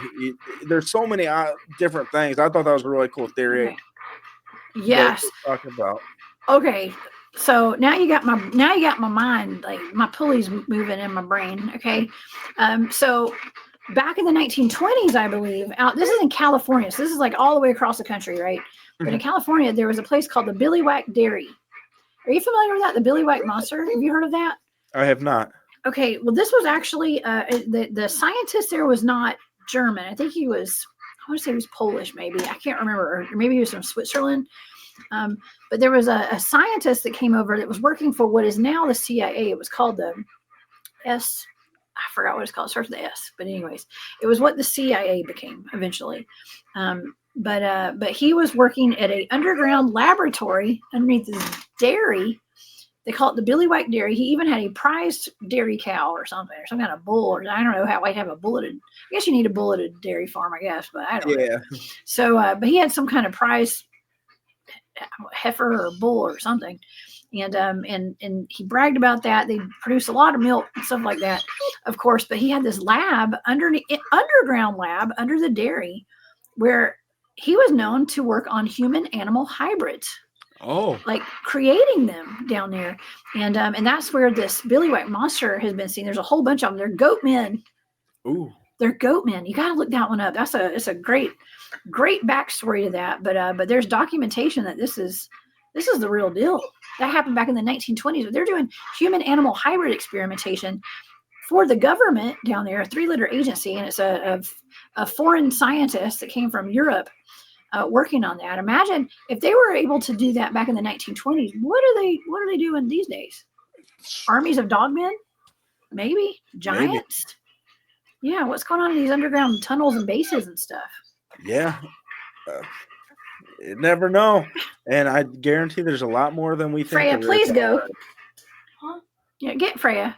Yeah, I don't know. I mean, it's kind of mind blowing, but I've definitely covered that. The Billy Whack monster definitely comes to mind when it comes to that. Just because I'm all about connecting the dots and getting, even like pulling newspaper articles together and stuff, finding the hardcore, like written down, like kind of facts about stuff. Okay. And piecing it all together, because nobody's going to feed this information to us. We have to find it ourselves. The government's never going to just like walk out and be like, oh, we've been making goat men since 1920. Yeah. That's not going to happen. I just don't ever see that happening. No, the day that happens is the day the Lord comes back, because they'll have no choice. But right, yeah, well, but it's just something to add to the list of like all the high strangeness and how our government has been so heavily involved in it. And I've got a gentleman that comes on my shows quite often, Dr. Dennis Carroll. He comes on and he said that he's actually been approached by three-letter agencies and stuff because they have such an interest in the paranormal. And he's even told us before about how the furniture from the real Exorcist, like the movie's based off of, was actually pretty much confiscated by the government, the U.S. government, and put into a warehouse to be studied because of all the poltergeist activity that happened with it and things like that. So, wow, yeah. So Indiana Jones is right. They do got them warehouses just full of this kind of stuff. Yeah, they do. I guess so. I mean, I haven't seen it. I don't know, but I assume they do. I mean, we hear about all the different hangars where they go take all the UFO craft and aliens and stuff like that. So yeah. Yeah. Man. I don't know. Yeah. I wonder. It makes sense because in this area, obviously there's a lot of military stuff going around, but I always see those big old trucks with all the covers and stuff on them. I wonder if they are getting like these there's crashes around that nobody hears about, that they're just retrieving them. I could be driving next to a downed UFO on the highway or something like that. Oh yeah, there are crash retrieval teams for sure, and they've had those around for decades, at least, for sure. And I don't think all the UFOs are like aliens from other planets. I think it's us. Okay, yeah. Personally, but I don't know. But speaking about other like animal hybrids, human animal hybrids, and maybe experiments and things coming up from the tunnels and I just did a show this past week on was it this week? Yeah, I guess it was this week. Yeah, on creatures that come out of tunnels and caves. Okay, like cryptid creatures out of tunnels and caves, and something that I had a friend of mine on the show a while back, this was a couple years ago. Jeremiah Fountain came on, and he was telling us about his dad's friend who had property beside him in New York in the Catskill Mountains, and this gentleman he was like a Viking. Okay, he was like Norse descent or something, and I think Jeremiah said he had blonde hair and blue eyes, and he said after this happened, his hair turned completely white. And he said that he was out on his property at a bunch of land, and he went out on his property and he found this creature. It was huge. It was like a horse humanoid. It was like a humanoid with like a horse face and like hooves and everything. Yeah. And it was dying. And apparently he like picked it up and he somehow he got it on the back of his truck, and it was like the part of it was like over the cab of his truck, and the rest of it was like dangling off the sides of the bed of the truck. And he called like the local sheriff's department, the police department, and next thing you know, I think he said that like black trucks pulled up, like vehicles pulled up. They had like a flatbed truck, and they just loaded it up on there. He said before the government, it was like a military kind of operation, came and confiscated this being that had died. He even said that the kids were poking it with sticks kind of before they came and took it away. and that the sticks were going in its skin like a hot knife in butter is what he was saying. But this was very real stuff that happened, and it's kind of sad. It's like, what do we call it? It was like an abomination or something, it seemed as though it was probably some sort of a weird human animal experiment. Yeah, it is what it felt like to them. Well, yeah, that's kind of the same situation that in a sense, like with Joe Barger shooting that Dogman up in the Manistee. Like, he dropped it, and when he went back to look at it, all these black vehicles pulled up and were like, hey, you killed our asset, and then don't talk about this again kind of deal. Yeah. They just came and cleaned it up. Yeah. I've been told to never, well, first of all, I've been told to never shoot one of those things. Okay, I'm talking about Dogman. Don't do that. That's government property, is what I've been told. First of all, but unless it's coming at you, you know what I mean? Like, be really careful. But I've got very stern warnings from a lot of different people that are like, don't do this. Like, you should not be out there looking for these things. First of all, leave it alone. And I'm like, well, that just makes me want to go out there even more. Yeah. Okay?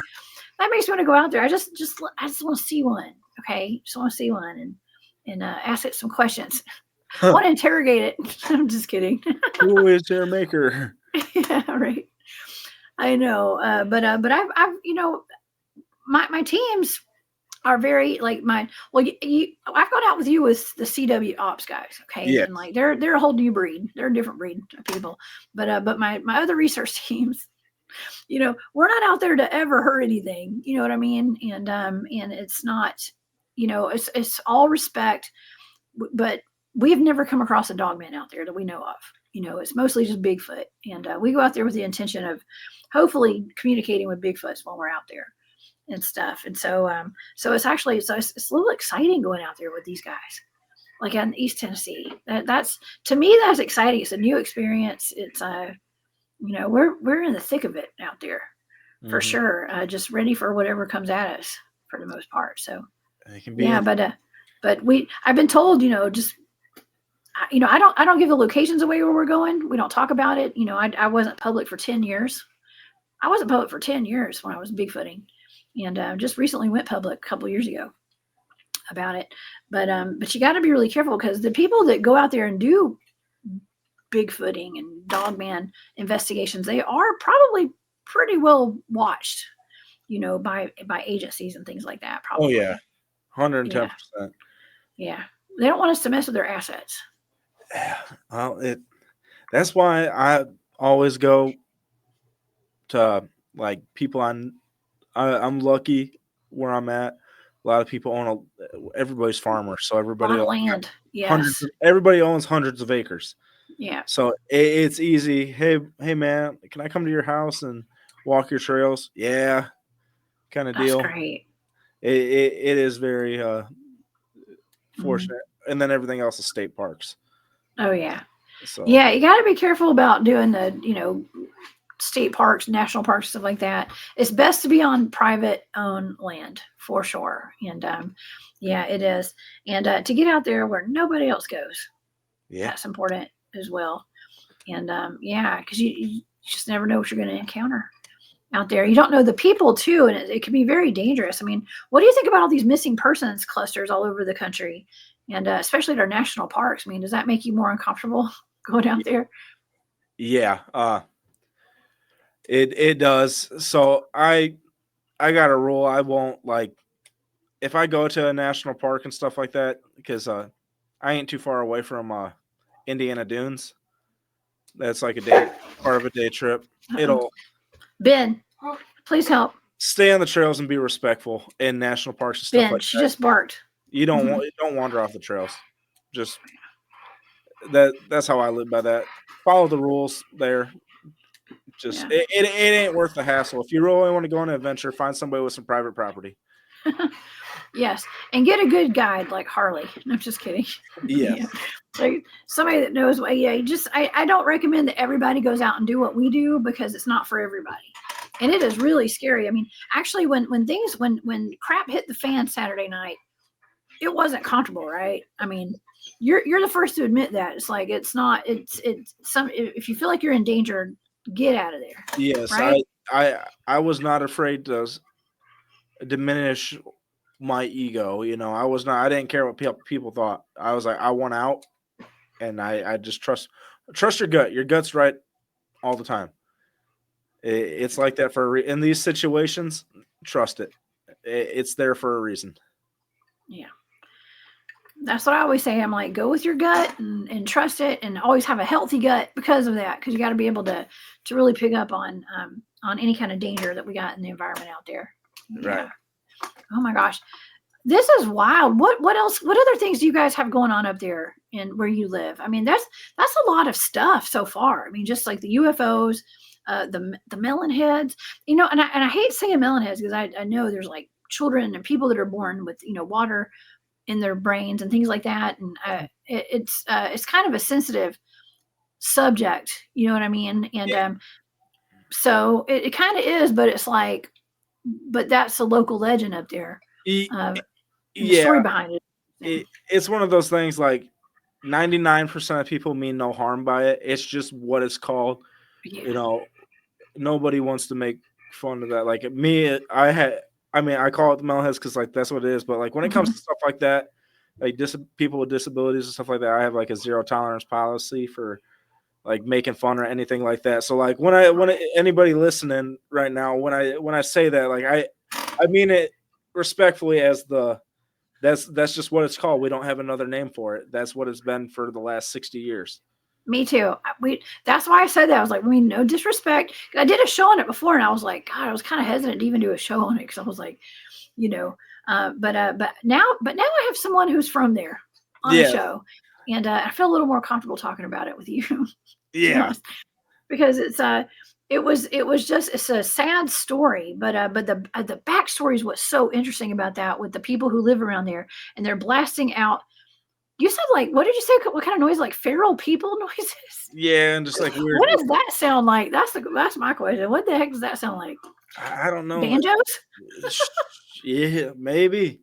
I don't know. Sounds like Paul and his cousin out there. Yeah, with their banjos. Mixed with a little bit of guttural scream, kind of squealing like a pig. I'm just kidding. You weren't there. Oh my God. Were you there when I busted out the guitar for the first time and started playing the Deliverance song? I heard you play the guitar. I don't remember hearing Deliverance though.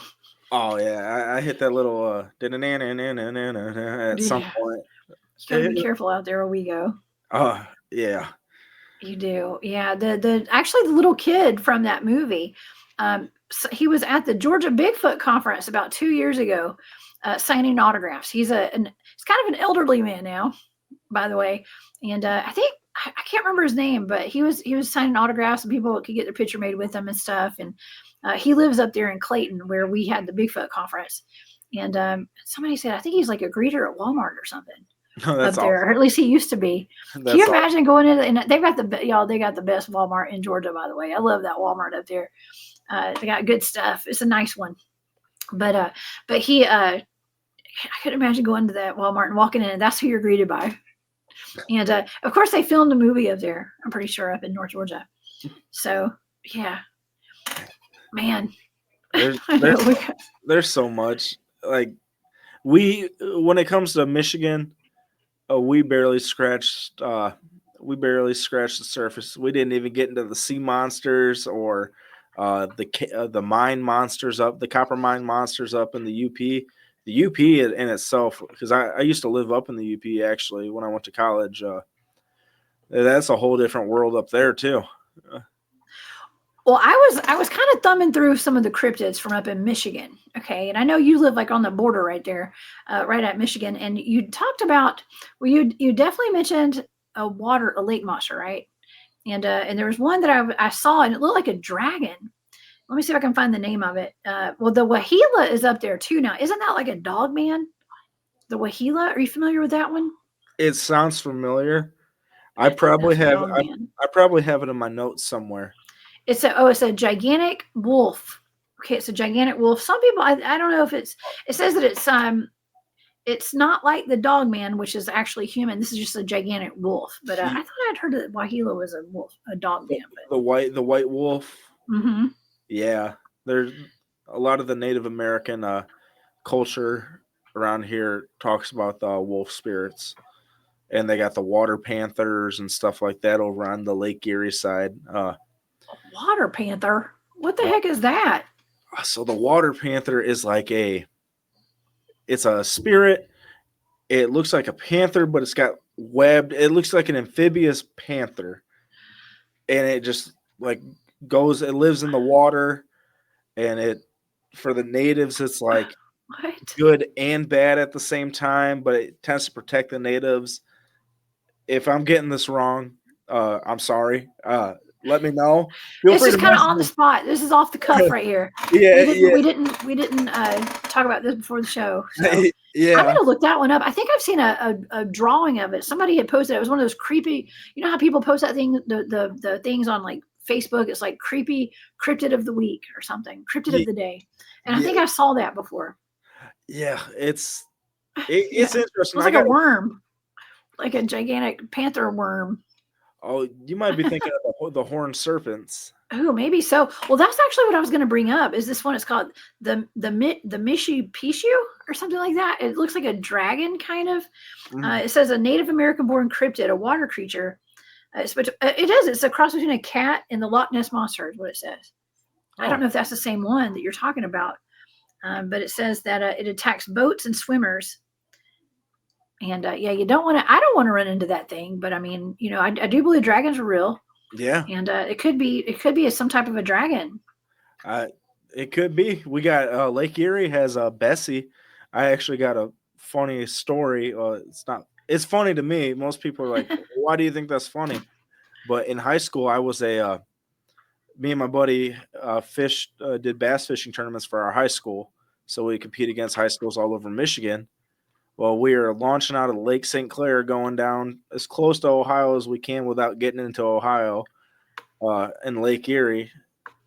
Woke up in the morning, got in our boat, did the launch. We were the first fleet out, and water was glass.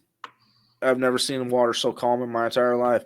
We're going 60, 70 miles an hour in a boat across the lake, and my buddy's dad saw a tuna boat way off in the distance, and he's like, we should watch out for a what? And he couldn't even finish saying like wave or anything. And it was just straight glass. Like I said, the water was glass. This boat was far off in the distance. Next thing you know, our boat shoots into the water, shoots up, shoots back into the water, shoots up. It's like we hit a brick wall. And I karate chopped about $300 worth of poles. We lost a couple $1,000s worth of poles off the side of the boat. And the brand new troll motor that my buddy's dad just bought broke. Y'all hit something. Yeah, so we joke around. I joke around now after talking to my buddy Michael Thompson, because he writes a book about sea monsters. He's like, "Well, you hit Bessie, the Lake Erie Loch Ness monster." Oh my gosh! That is horrible. I mean, that just ruined your day right there. That's terrible. I'm sorry that happened. We still won the state championship. You did? Oh yeah, we won it. What? We won it twice. Well, good for you. Congratulations. And you have an interesting story to tell, but a lot of broken equipment. Yeah. What the hell? It is what it is. We're lucky we lived. Yeah, I know, right? Well, that could have been like if they had like a town or something that had been, if that's a man-made lake, is that a man-made lake? Because there could have been some kind of a civilization under there or something, though. Like that Stonehenge.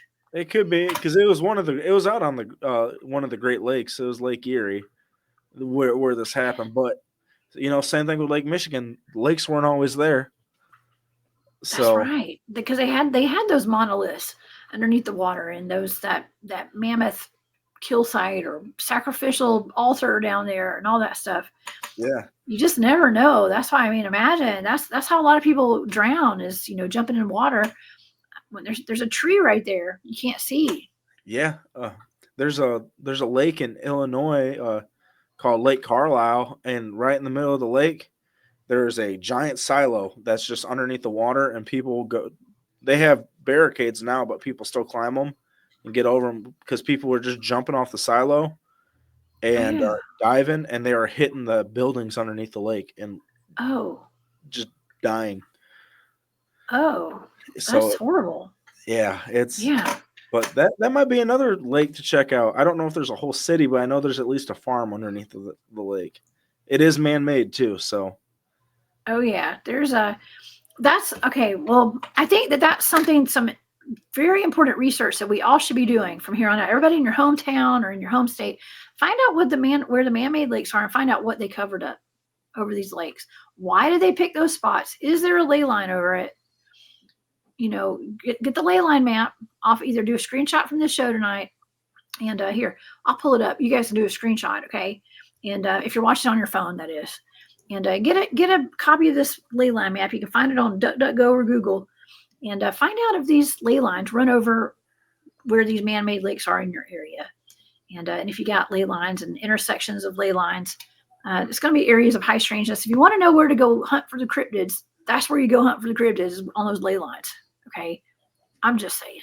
I'm not going to give you my spots away, but I'm just going to tell you all that that's a good place to start right there, is to look at that. And yeah, I think you'd mentioned a witch. The Ada witch. What is that? Are you familiar with the Ada witch? not familiar with that one. Okay, Is that the one in Ohio? That is no. It's supposed to be in Michigan, I believe. Okay. Oh. Well, the Ada witch, I don't know a whole lot about it. I just thought maybe you'd know about it. It's just a ghost. I think it was a woman that was caught cheating on her husband or something. Okay. Oh. So, and then they have something called the Paulding lights as well. Are you familiar with that? That one possibly. It's all these kind of blend together. Like the big ones stand out, but I've read so many books, like local author, hey, check out this paranormal place kind of deal, that they all kind of just like blend together. They blend. Same here. Listen, I'm drowning in cryptids. Yeah. I'm drowning in cryptid sightings and information on cryptids. Yeah, I think the Paulding lights are just kind of some kind of phantom lights or something. We have those. We have those all over the place. The Marfa lights. We got the Brown Mountain lights, and we saw orbs out in East Tennessee. Yeah. I was seeing all sorts of weird blinking lights out there, and I think some of them were fireflies. Mm-hmm. I do, but not all of them. So, are y'all's fireflies blue down there? No, not usually, unless there's like something in the air, like the air's humid, and maybe there's a tint to it. I don't know. Because I mean, I've been seeing blue water falling from the sky lately. Like people are online showing like videos of where it was raining and it was caught in their tents outside in the national forest, and it was a bright like neon blue stuff right now. Yes, so it could be that. I mean, I was just thinking that could be that. It's all man-made chemical stuff. It's all in the chemtrails. It's all in those chemicals. Yeah, the chemical clouds, rain clouds. Oh yeah. It's not natural. It's our vitamins and minerals that we need. Vitamins and minerals for entertainment purposes only. Yes. Yeah. I'm sure we needed that neon blue stuff. It's probably tastes like Kool-Aid. I dare you to drink it. Somebody send me a vial and I'll do it. I'll be the one to do it. Oh my gosh. I got I don't know. I don't think I would drink it. But it's going into our drinking water though, and our crops, isn't it? Yeah, so you're gonna get it one way. We're going to ingest it. Exactly. We're going to ingest it one way or another. You're going to eat bugs. Might as well take a shot of it. Just get it out the way. Down it. Yeah. Yeah, that's terrible. God, we are living in a weird world right now. We really are. It's getting weirder every day. At some point you hope it's kind of just you'll have a normal day, but it does not tend to happen. Yeah.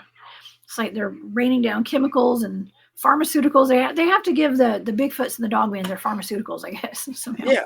I mean, that's what happens for entertainment purposes only. Yes. Yeah.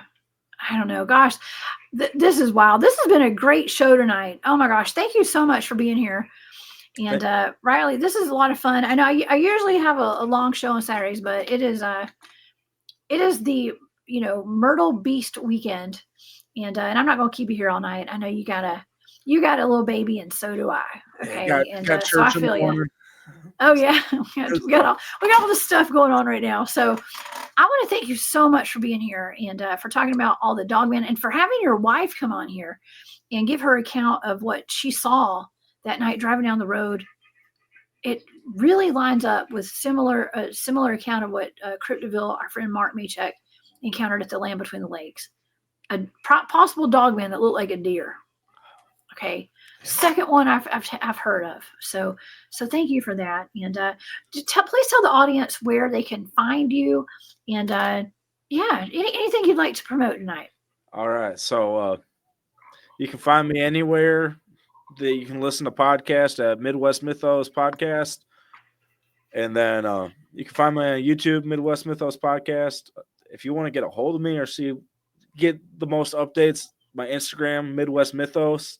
That's probably the best place to do it. I do have a link tree, linktr.ee/Midwest Mythos Podcast. That's got everything, all the links to everything that you need to me. I even got a little fancy form on the top of it. If you've had something happen to you or you got some crazy topic you want to get on somebody's show and talk about, you can just fill that and it goes straight to my email. I make it easy for people, So and I'm gonna do awesome. I'm gonna do a little plug for our little friend, if you don't mind. Just because it's next to me, y'all got to check out the Epic of Esau. This book is insane. It's Doc Brown from Prometheus Lens wrote it. We got to hang out with him in Tennessee. Yes, he was on the show last Saturday, y'all. You remember Doc? Yeah, we all flashed our books there. I just got to give the man some love. He's a great dude. That's awesome. And he's a great documentarian. Oh, my goodness. Got all that footage. I was super impressed. I didn't even know he was going to do that. I'm glad he did, though. Oh, my gosh. That was thorough. And I can appreciate it. I'm not going to lie. If I see a video camera come out when I'm out in the woods, I usually run. Okay. Because, see, girls, I'm not saying all girls, but I be looking rough out in them woods, dude. I'm not trying to, you know what I'm saying? So, but anyways, that was really cool. That was really cool. He put together just something that's fantastic. We did show the trailer last week, and I had it all over my social media. I saw that right after the show, Doc put it up on YouTube. I was like, oh, that's a green light. We can share this out now. Yep. Oh, yeah. He did a phenomenal job. Shout out to Doc with Prometheus Lens Podcast and Midwest Mythos Podcast. Everybody, please go over there and follow, subscribe, follow, whatever you got to do, and check out Ryley's link tree as well. And I hope you'll come back on and hang out with me again. And whenever you want, yeah, hit me up and we'll make it happen. This was for sure. And thank you so much. Of course, you're welcome. Thank you for being here. I knew that we'd have a fun conversation, and it was just a cherry on top having your wife hop on. And I know she was like, "What's your name? Who are you? What am I doing?" Like I said, where am I? I love that. She's kind of new to this kind of stuff. So. I love it. She's a natural, man. She's a natural. So thank you so much for doing that and having her here. And please stay safe out there, Ryley. And I want you to have a wonderful night. And everybody, thank you guys so much for being here. Thank you to all my moderators who are here tonight, and for everybody who has joined us, and everybody that was at the Myrtle Beast Bigfoot Fest today. Thank you all so much from the bottom of my heart for everybody that showed up. And I know there are some surprises there. We'll talk about it next week on the show. We had some very special people show up at the festival, and so anyways, I'll let them tell y'all next week. And so everybody stay safe out there. Ryley, I will see you in the woods again soon, I hope, with CW operators and survivalists out there. Okay, sounds good. Perfect. Okay, everybody, have a great night, and keep your head on a swivel, y'all. Don't live in fear. Don't fear the Michigan Triangle, the Dogman, the melon heads, or anything we talked about tonight. We're going to be out there chasing them and protecting you guys. I'm just kidding. All right, y'all. I'll see you guys back here on Monday at 1 p.m. Eastern with a live show. It will be awesome. I'm not sure what it is yet, but I'm going to figure it out. All right, y'all. Have a great night, and I'll see you later. See ya.